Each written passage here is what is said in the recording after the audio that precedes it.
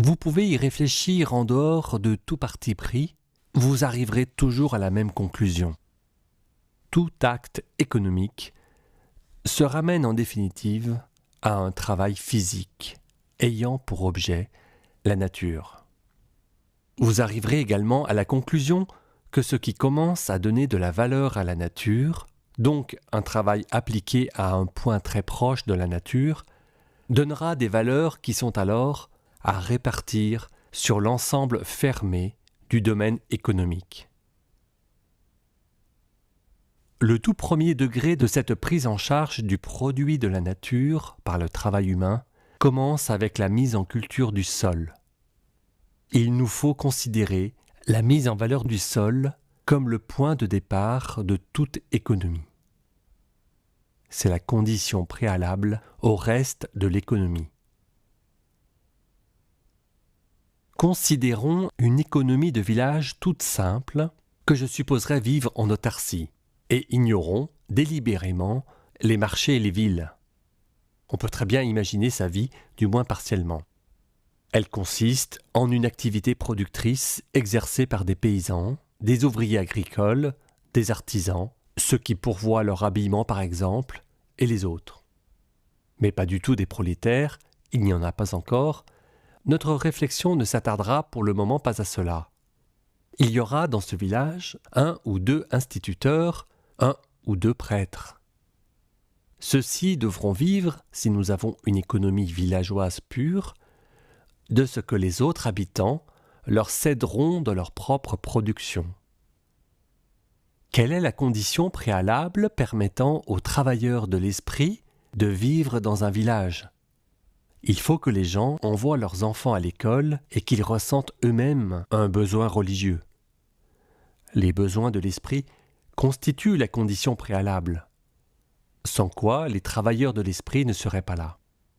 Et nous devons nous demander comment ces travailleurs de l'esprit vont, au sens économique, évaluer leurs prestations, les sermons du haut de la chair et l'enseignement. Comment les estimera-t-on dans le circuit économique ? C'est une question fondamentale.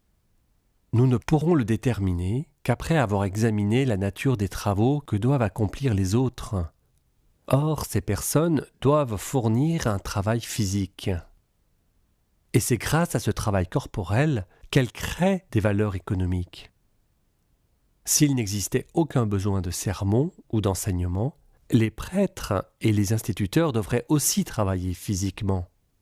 Tout le monde devrait travailler physiquement, et il n'y aurait pas de vie spirituelle. Nous n'aurions pas besoin de parler de l'évaluation de prestations spirituelles. Nous parvenons à cette évaluation quand nous constatons que les prêtres et les instituteurs doivent être déchargés du travail de production naturelle. Car pour qu'ils puissent se consacrer à un travail, tout de même désiré par les autres, ils doivent être dispensés du travail physique.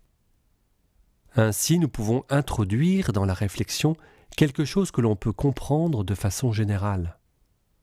Car supposons en effet que les besoins du village se limitent à la moitié des sermons ou à la moitié de l'enseignement scolaire. Que se passerait-il ? Comme on ne peut pas engager une moitié de prêtres ou d'instituteurs, celui-ci devra consacrer une partie de son temps à des travaux de production. Nous voyons par ce raisonnement que la détermination de la valeur des occupations de ces 2 travailleurs spirituels sera possible dès que nous saurons de quelle quantité de travail physique ils ont pu être dispensés. Cela donne la mesure de la valeur de leur travail. L'un fournit un travail physique, l'autre en est dispensé. Et sa prestation spirituelle sera estimée selon la quantité de travail physique dont il a été dispensé en raison de son travail spirituel.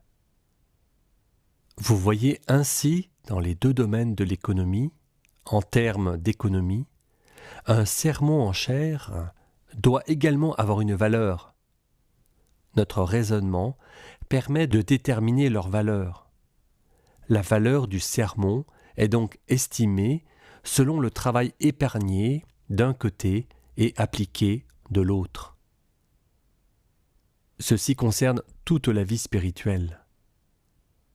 Que signifie au sens économique le travail d'un peintre qui peint un tableau, travail qui peut, disons, durer 10 ans? Cela signifie pour le peintre que ce tableau acquiert une valeur s'il lui est permis de travailler à nouveau pendant 10 ans sur une nouvelle toile. Or, cela n'est possible que si tout travail physique sur une autre production lui est épargné pendant 10 ans. Le tableau aura pour le peintre une valeur correspondant à 10 ans de travail physique. Vous pouvez envisager des cas aussi compliqués que celui que je vous ai présenté au début de cette conférence.